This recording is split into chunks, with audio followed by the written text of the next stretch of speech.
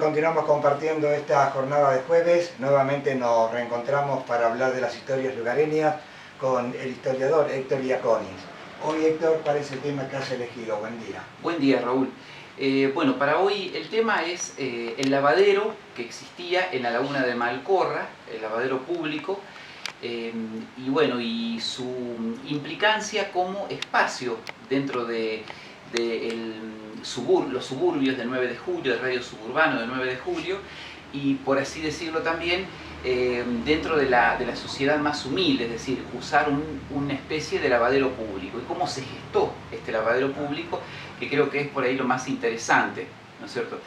Es decir, efectivamente, aproximadamente en lo que es hoy la esquina tengamos en cuenta que no es la misma disposición actual, ¿no es cierto? Porque no estaba ni siquiera hecho, no había asfalto, ni estaban delineadas las calles como están delineadas hoy, ¿no es cierto? En el sentido de la existencia, digamos, de cordones y demás, se va a apreciar claramente en la fotografía cuando Raúl la tome. Existió en lo que es hoy la esquina de Tomás Cosentino y San Martín, prácticamente a metros de la puerta de acceso al Parque General San Martín, un lavadero. Un lavadero que era, como decíamos, público por sus características, porque surgió en realidad como una necesidad de una industria del 9 de julio de poder dar curso al excedente de agua que tenía, ¿no es cierto?, como recurso para la tarea que se realizaba dentro de ese lugar, del cual haremos referencia. Entonces debieron eliminarla hacia un sector de la ciudad. Bien, ¿cómo surge este lavadero? En 1880 se estableció el 9 de julio en lo que sería actualmente la calle Mendoza, entre Bartolomé Mitre y San Martín, los nombres actuales, un molino harinero, que la mayoría de las personas recordarán, ¿no es cierto?, los mayores, como el molino que tocaba la sirena a la mañana.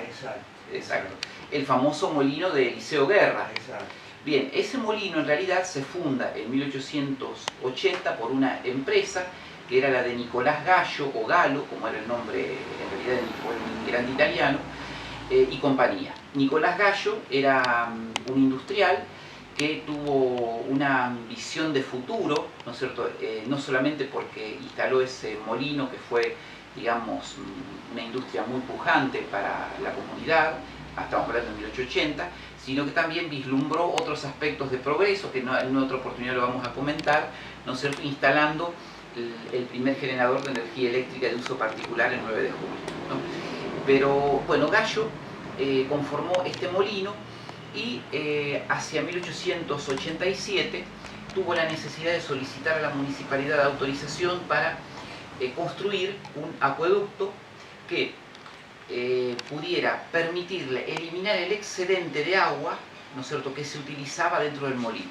Entonces, ¿cómo construir el acueducto? El acueducto debía salir desde Mendoza, ir por lo que es actualmente San Martín, ¿no es cierto?, y terminar en la laguna de Malcorra, que estaba ubicada donde en la actualidad se encuentra el Parque General San Martín. Ahí desagotaba todo. Ahí desagotaba, efectivamente. El acueducto era de sección rectangular, estaba construido, como se lo describe en el periódico La Defensa de la época, como un acueducto de material, en realidad era de ladrillo, mampostería de ladrillo, y se prolongaba por la totalidad, digamos, desde Mendoza hasta la laguna, por la calle, ¿no es cierto?, Boulevard Buenos Aires, que después se llamó Primer Centenario y que ahora se llama Avenida San Martín. En esa extensión, como decíamos. Cuando, bastante años después, se construyó el asfalto, los restos que quedaban de ese acueducto, ya sin funcionamiento, fueron destruidos. Bien, como ese acueducto desagotaba en la laguna, a la vera de la laguna donde se producía ese desagote, se formó un lavadero público, ¿sí? Las mujeres iban a lavar porque no era agua servida lo que salía, sino que era agua, digamos, en un estado de pureza bastante óptimo, porque era la misma agua que salía del pozo, que se usaba a veces para, digamos, un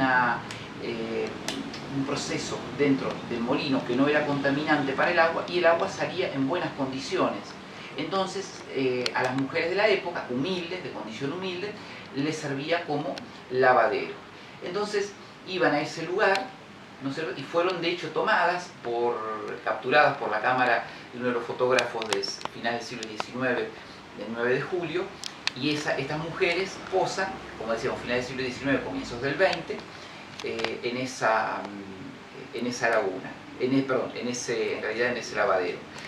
La laguna de Malcorra, ¿no es cierto?, se consideró ya para la década de 1920 como un foco infeccioso importante, porque precisamente el hecho de que se lo hubiera usado de lavadero, que se la usara al mismo tiempo en muchos casos para desechar otros tipos de materia, generó que se convierta en un agente contaminante relativamente cerca del centro de la ciudad, porque son pocas cuadras las que separan. Entonces, en la década de 1920 se concibió la idea de la obra del parque, el saneamiento de la histórica laguna, que hablamos de una de las 3 lagunas, y la construcción del parque, tema sobre el cual, por supuesto, vamos a hablar en otra oportunidad.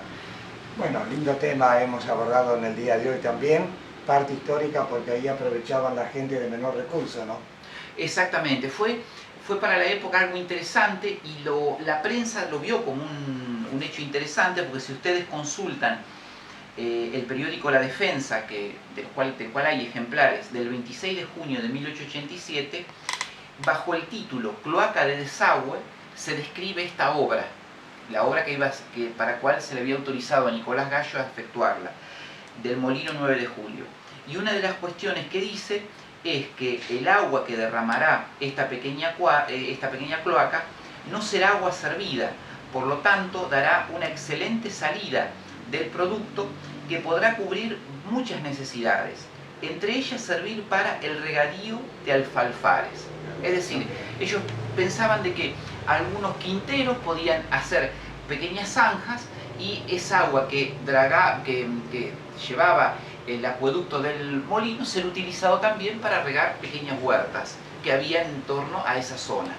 Se lo vio como digamos, un hecho positivo, ¿no?, siendo que, bueno, era un emprendimiento de un particular que servía en realidad para, bueno, una cuestión de índole puramente industrial, por así, para poder subsanar un inconveniente, en este caso, del excedente de agua. Como decíamos, Nicolás Gallo, el dueño del molino, fue un visionario, porque tuvo la previsión de, bueno, adquirir, como decíamos, un generador eléctrico.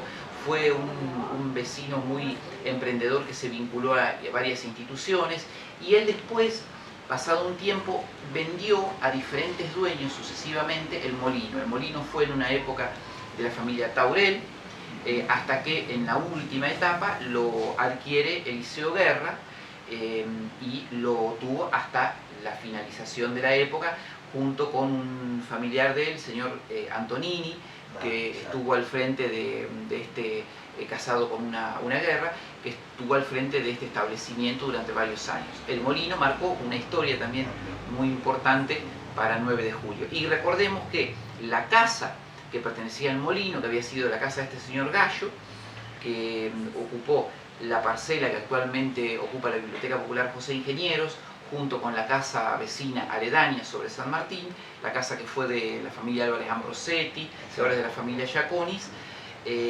Esa vivienda fue la primera que tuvo energía eléctrica el 9 de julio. Linda historia lugareña. Héctor Giaconis, gracias, hasta la próxima semana. Muchas gracias, como siempre.